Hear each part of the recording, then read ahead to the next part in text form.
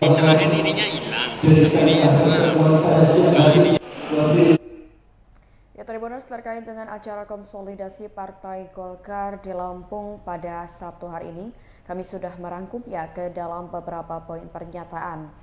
Di mana untuk poin pertama, DPD Partai Golkar Provinsi Lampung gelar konsolidasi dengan kader seprovinsi Lampung di Gedung Geraha Karya Utama Kompleks Kantor Golkar Lampung pada Sabtu 26 Oktober 2024. Acara konsolidasi ini dihadiri PLT Ketua DPD Partai Golkar Lampung pengganti Arinal Junaidi, yakni Adis Kadir.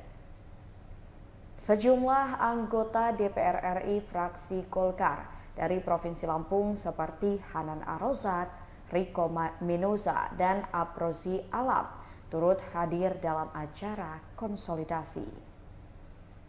Konsolidasi ini juga diagendakan bakal dihadiri paslon Gubernur Lampung yang diusung Partai Golkar, yakni Rahmat Mirzani Chelsal dan Jihan Nurlela, serta calon wali kota Bandar Lampung Eva Dwiana.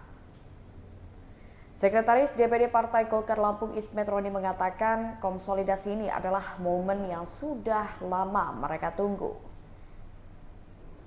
Ismet Roni juga melaporkan kepada Adis Kadir bahwa terdapat 3 orang kader Golkar yang maju di Pilkada Kabupaten ataupun kota di Lampung.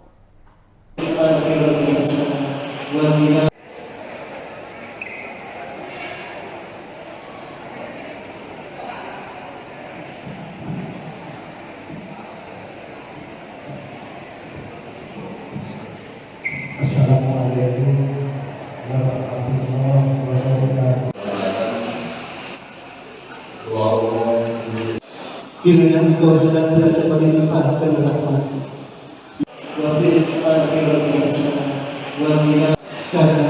Kalau dicerahin ininya hilang. Ininya